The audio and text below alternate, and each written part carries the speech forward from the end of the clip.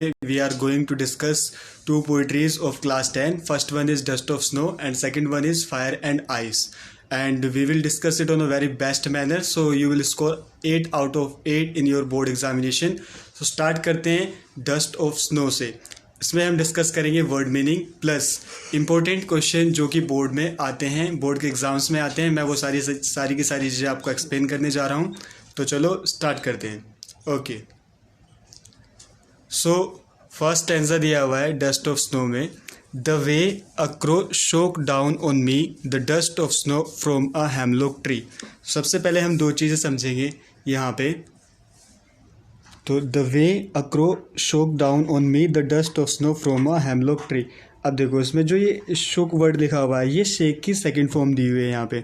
ठीक है, इस स्टैंजा को समझने से पहले हम दो तीन वर्ड मीनिंग समझ लेते हैं, जिससे कि क्या होगा आपकी पोइट्री एकदम क्लियर हो जाएगी. ठीक है, इस पूरी की पूरी शॉर्ट पोएम में यहाँ पे सिर्फ दो ही वर्ड हैं जो आपको बहुत ही टफ लगेंगे, दैट इज़ र्यूड, शोक और हेमलॉक ट्री. ठीक है, इन तीनों को हम समझ लेते हैं, तीनों वर्ड का क्या मीनिंग है और इसके अंदर क्या इनका यूज़ होने वाला है. तो शेक की सेकंड फॉर्म है शुक. शेक का मतलब क्या होता है? हिलना डुलना, कोई चीज़ हिलती है डुलती है उसको हम, उसकी सेकंड फॉर्म शोक. हेमलॉक ट्री क्या है? एक पॉइजनस ट्री है जो कि वैली के अंदर पाया जाता है, वैली के अंदर होता है और ये जहरीला पेड़ होता है. ठीक है, र्यूड का मतलब होता है दुख, रिग्रेट, किसी चीज़ के ऊपर खेद प्रकट करना, दैट इज़ र्यूड. तो स्टार्ट करते हैं इसका फर्स्ट वन. अब फर्स्ट वाले की हम हिंदी समझते हैं. ठीक है, कि इसमें राइटर कहना क्या चाहता है. ठीक है, तो देखिए इसके अंदर क्या होता है, जब हेमलॉक ट्री के नीचे रॉबर्ट फ्रॉस्ट आगे बैठ जाते हैं तो उनको क्या लगता है कि जो हेमलॉक ट्री है पॉइजनस ट्री है और इसके अंदर क्या है, निगेटिविटी है बहुत ज़्यादा. और जो क्रो होता है वो भी किसका साइन होता है? निगेटिविटी का साइन होता है ना. तो वो कहता है कि मेरा दिन पूरा का पूरा बर्बाद हो गया है. क्यों? पहली बात तो जब मैं इस पेड़ के नीचे आके बैठा और ऊपर से मैंने इस क्रो को यहाँ पे देख लिया है, जिससे कि मेरे को क्या हो गया, मेरा फुल डे वेस्ट चला गया. अब वो इन्हीं सारे विचारों में खोया रहता है, इन्हीं सब चीज़ों के बारे में राइटर सोच रहा होता है. ठीक है, अब देखो इसके सेकंड स्टेंजा में कैसे सारी की सारी ये जो पोइट्री है चेंज हो जाती है एकदम से. इसको देखते हैं. Has given my heart a change of mood and saved some part of day I had rued. अब जिस चीज़ के ऊपर उसको दुख होता है वो कहता है कि मैं अपना आधा दिन बर्बाद कर चुका हूँ. अब उसी चीज़ के लिए वो यहाँ पे उसको बदल देता है, कहता है वो थोड़ा सा दुख मना रहा होता है जो दिन उसने वेस्ट कर दिया है. लेकिन अब यहाँ पे सारा का सारा मूड उसका कैसे चेंज हो जाता है, क्योंकि जब जो डाल होती है पेड़ की वो हिलती है, ऊपर से स्नो के कुछ पार्टिकल्स आके उसके ऊपर गिरते हैं, जिससे क्या होता है, राइटर का मूड चेंज हो जाता है. और इससे पता चलता है कि जो राइटर का मूड चेंज हुआ है और वो किस कारण हुआ है कि लाइफ में छोटी छोटी चीज़ें भी एक बहुत बड़ा बदलाव दे देती है. क्यों? क्योंकि स्टार्टिंग में जो पोइट होता है इस पोइट्री के बहुत ज़्यादा सैड होता है बिगनिंग में, लेकिन एक स्मॉल इंसिडेंट, एक छोटे से इंसिडेंट ने, एक स्नो ने जो उसके ऊपर आगे गिरती हैं वो उसके मूड को पूरा का पूरा बदल देती हैं. और इससे वो क्या करता है, पोइट फिर नेचर के प्रति बहुत ज़्यादा थैंकफुल रहता है. वो बहुत ज़्यादा वो सोचता है कि अब मेरा जो हाफ डे है वो मैंने सेव कर लिया है. ठीक है, तो इसके अंदर यही चीज़ें हैं. आप देखो इसको, ये पोइट्री किस तरीके से इंपॉर्टेंट है ये समझेंगे. पहली बात तो इसमें से क्वेश्चन आंसर बहुत ही कम आते हैं. ये पोइट्री अगर एग्ज़ाम में आएगी तो इसमें डायरेक्ट 8 मार्क्स की समरी आती है हमेशा लिखने के लिए. तो आपको सबसे पहले क्या करना है, इसकी बहुत ज़्यादा प्रैक्टिस करनी है लिखने की. ठीक है, जो मैंने समझाया उन सारी चीज़ों को आप लिखने की प्रैक्टिस करेंगे. दो ही वर्ड थे इस पूरी की पूरी पोइट्री के अंदर, एक हेमलॉक जो क्या है एक पॉइजनस ट्री है, और र्यूड हेल्ड इन रिग्रेट, यानी कि किस चीज़ के अंदर खो जाना, दुख के अंदर, शोक के अंदर खो जाना, उसके बारे में बार बार सोचना. ठीक है, तो आपको भी क्या करना है, इसकी लिखने की प्रैक्टिस करें. ये 8 मार्क्स की फर्स्ट टर्म या सेकंड टर्म में कंफर्म आनी ही आनी है. क्वेश्चन आंसर्स याद करने की कोई नीड है नहीं. इसमें जो क्वेश्चन आंसर इंपॉर्टेंट है वो मैं आपको बता देता हूँ. क्वेश्चन नंबर फर्स्ट, जब आप अपनी कॉपी में लिखेंगे नोटबुक में, तो आपको ओनली क्वेश्चन नंबर फर्स्ट की प्रैक्टिस करनी है. और जो सेकंड दिया हुआ है, सेकंड के जो थर्ड पार्ट दिए हुए हैं, इसमें से एग्ज़ाम में कभी कोई क्वेश्चन नहीं आता, लेकिन जो क्वेश्चन नंबर थर्ड दिया हुआ है ये वाला, have there been times when you feel depressed और होपलेस, अगर वैल्यू बेस्ड क्वेश्चन आता है आपके एग्ज़ाम में 5 मार्क्स का, तो इसके आने के थोड़े से चांसेस बनते हैं. ओके, तो ये थी पोइट्री. अब हम चलते हैं, इसी में सेकंड पोइट्री एक दी हुई है, बहुत ही शॉर्ट है, उसको भी देखते हैं और समझते हैं कि उसमें क्या कहा गया है, राइटर क्या कहने की कोशिश कर रहा है। तो सेकंड पोइट्री है फायर एंड आइस, ठीक है, ये भी रॉबर्ट फ्रॉस्ट ने ही लिखी है।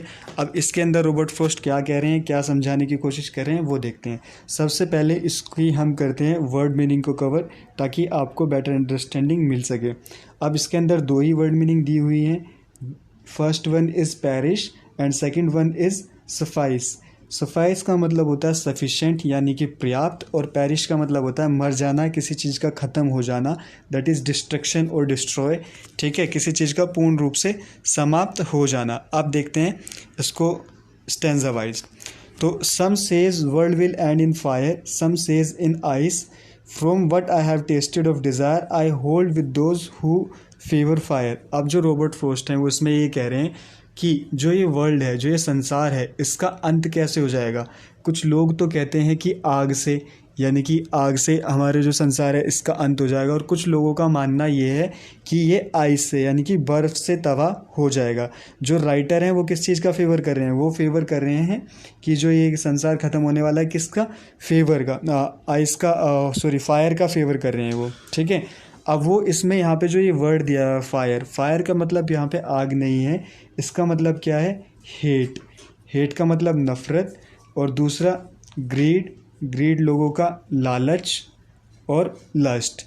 इन तीन वर्ड को राइटर ने इसमें कंपेयर किया है, किससे, फायर से, ठीक है। तो ये तीन वर्ड थे जिनको फायर से कंपेयर किया गया है। अब देखते हैं इसमें कि राइटर कहते क्या हैं सेकंड स्टैंजा में। सेकंड स्टैंजा में राइटर क्या कहने की कोशिश कर रहे हैं, but if it had to perish twice, अगर इस धरती को, इस संसार को दो बार नष्ट किया जाए, यानी कि दो बार नष्ट होता है, I think I know enough of hate to say that for destruction ice is also a great and would suffice. तो वो कहते हैं कि केवल आग से नहीं, क्या होगा, जो बर्फ़ है, जो आइस है, वो भी इनफ होगी इस पृथ्वी को ख़त्म करने के लिए। क्यों? क्योंकि यहाँ पे जो लोगों की हेट्रेड है, जो लोगों की नफ़रत है, वो कितनी ज़्यादा टाइट है, कितनी ज़्यादा कठोर है, वो आइस की तरह कठोर है, ठीक है। वो आइस की तरह क्या है, बहुत ज़्यादा टफ है, और वो क्या होगी, सफाइस, यानी कि इनफ होगी इस संसार को ख़त्म करने के लिए। जैसे कि 3-4 चीज़ें कभी नहीं मरती। मैं बात करता हूँ ग्रीड की। ग्रीड मतलब लालच। अब कोई व्यक्ति है, उसका लालच कभी ख़त्म नहीं होता। कैसे? जैसे कि मान लीजिए आज आपके पास एक कार है वैगनार, तो आप भविष्य में क्या चाहेंगे, आप उसको चेंज करके स्कॉर्पियो लें, है ना। तो ये क्या हुआ आपका, ये ग्रीड है जो कभी ख़त्म नहीं होता, हमेशा बढ़ता ही बढ़ता चला जाता है। आपके पास आज स्कॉर्पियो हो गई तो आप कल उसको भी चेंज करने की कोशिश करोगे। तो यही लालच है जिसके कारण क्या होगा, ये पृथ्वी एक दिन ख़त्म हो जाएगी, ऐसा राइटर का मानना है, ठीक है। Fire and ice. आप देखिए इसमें भी दोनों दोनों पोइट्रीज बहुत ही इंपॉर्टेंट है, fire and ice, both of the terms, first term and second term. और इसमें से क्वेश्चन आंसर बहुत कम आते हैं। इसकी आती है समरी 8 मार्क्स की। या तो आप इन दोनों में से किसी एक को चूज़ कर लें, अच्छे से प्रैक्टिस करें उसकी लिखने की, ताकि आपके 8 मार्क्स जो हैं कंफर्म हो सकें एग्ज़ाम में। अब फायर एंड आइस के कुछ क्वेश्चंस दिए हुए हैं नीचे, उनको देख लेते हैं कि कौन सा क्वेश्चन इसमें से इम्पोर्टेंट है, ठीक है। तो देखिए क्वेश्चन नंबर 3, इसमें स्कीम पूछी गई है, राइम पूछी गई कि राइटर ने किस तरीके का यूज़ किया हुआ है पोइट्री में, ठीक है। अब इसमें जो वर्ड्स दिए हुए हैं, इन वर्ड्स की मैं आपको हिंदी बता देता हूँ। देखिए जो ग्रीड है, ग्रीड की किससे तुलना की गई है, फायर से तुलना की गई है। अवाइड्स का मतलब क्या होता है, लोभ। क्रूएल्टी मतलब निर्दयता, जिस किसी के अंदर कोई दया नहीं रह जाती। लस्ट का मतलब होता है थरकपन। कन्फ्लिक्ट का मतलब होता है वाद विवाद, ठीक है। तो ये सारे वर्ड मीनिंग आप अपनी उसमें राइटिंग में जब यूज़ करोगे तो क्या होगा, आपके मार्क्स ऑटोमेटिकली इंक्रीज़ कर जाएंगे, ठीक है। तो ये सारी वर्ड मीनिंग थी, और इसके अंदर हमने दोनों पोइट्रीज कवर कर ली हैं with in 10 minutes. Still if you have any doubt so you can comment, आप कमेंट कर सकते हैं। किसी का कोई डाउट रह जाता है या एग्ज़ाम से रिलेटेड कोई क्वेश्चन पूछना चाहते हैं तो आप नीचे कमेंट कर सकते हैं। I will try to reply all the queries of yours. And second thing, question answers के साथ ना जाके पोइट्री क्लास 10th में आप क्या करें, इनको लिखने की प्रैक्टिस करें। अभी जब वीडियो एंड हो जाएगा तो आप एक बार लिखने की, इसकी समरी लिखने की कोशिश करें, कॉपी पेस्ट नहीं करें कहीं से, खुद ही करें। सो मिलते हैं आपसे नेक्स्ट वीडियो में। See you soon, till the time take care.